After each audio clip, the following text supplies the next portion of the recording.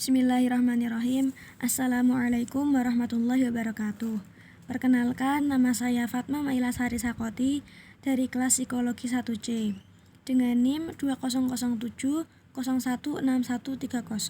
Di sini saya akan menjelaskan atau mempresentasikan tentang perkembangan fisik atau perubahan pubertas dan aspek psikologis yang menyertai perubahan fisik. Langsung saja. Perkembangan fisik pada masa pubertas. Selama pertumbuhan pesat masa puber, terjadi 4 perubahan fisik penting seperti tubuh anak dewasa, yaitu perubahan ukuran tubuh, perubahan proporsi tubuh, perkembangan ciri-ciri seks primer, dan perkembangan ciri seks sekunder. Pertama, perubahan ukuran tubuh. Di antara anak-anak perempuan, rata-rata peningkatan per tahun dalam tahun sebelum haid adalah 3 inci.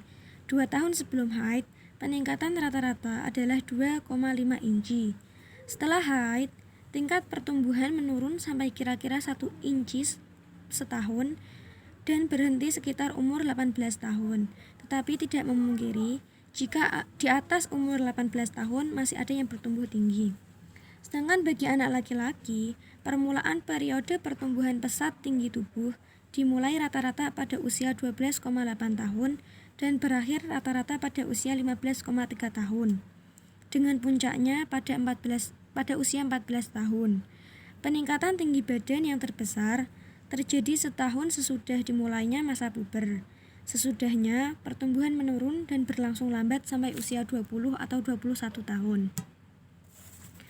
Pertumbuhan berat paling besar pada anak perempuan terjadi sesaat sebelum dan sesudah haid. Setelah itu, pertambahan berat hanya sedikit. Sedangkan bagi anak laki-laki, pertambahan berat maksimum terjadi setahun atau 2 tahun setelah anak perempuan dan mencapai puncaknya pada usia 16 tahun. Setelah itu, pertambahan berat hanya sedikit.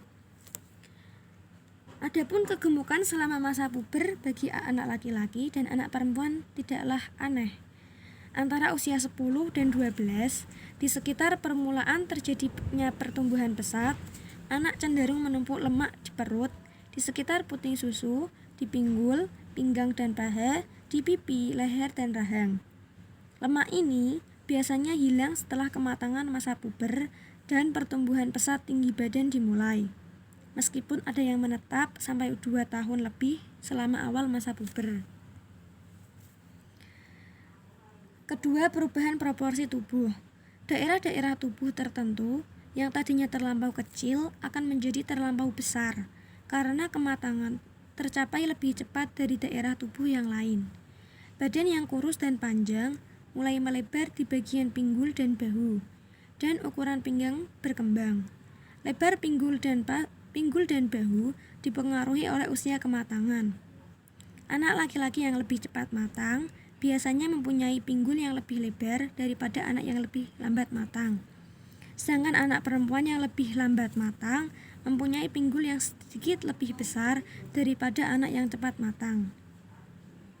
Tidak lama sebelum masa puber, tungkai kaki lebih panjang daripada badan, dan keadaan ini bertahan sampai usia 15 tahun.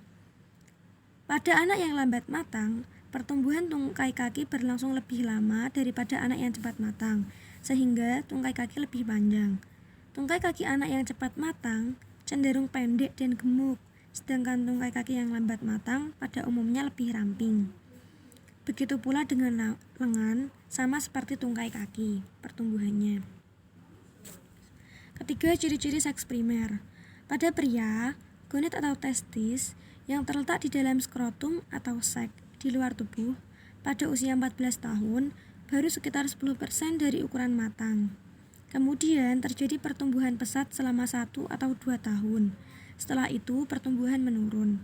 Testis sudah berkembang penuh pada usia 20 atau 21.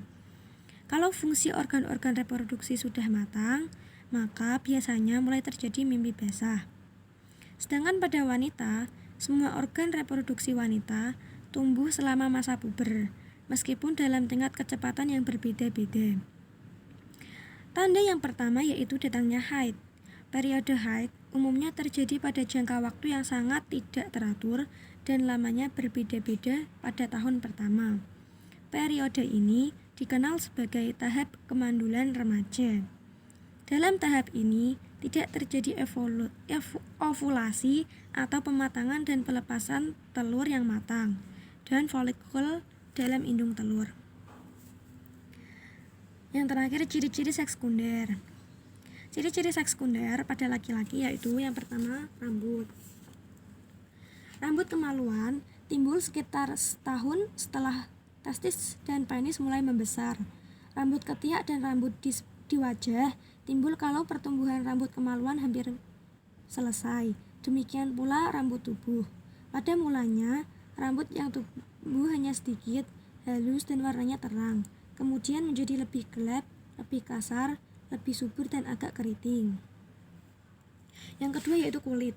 Kulit menjadi lebih kasar, tidak jernih, warnanya pucat dan pori-pori meluas. Yang ketiga kelenjar. Kelenjar lemak atau yang memproduksi minyak dalam kulit semakin membesar dan menjadi lebih aktif, sehingga dapat menimbulkan jerawat.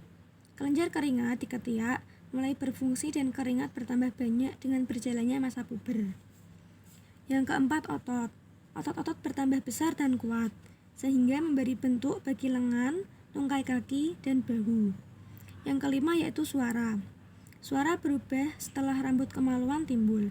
Mula-mula suara menjadi serak dan kemudian tinggi suara menurun. Volumenya meningkat dan mencapai pada yang lebih enak. Suara yang pecah sering terjadi kalau kematangan berjalan pesat. Yang keenam, benjolan dada. Benjolan-benjolan kecil di sekitar kelenjar susu pria timbul sekitar usia 12 dan 14 tahun.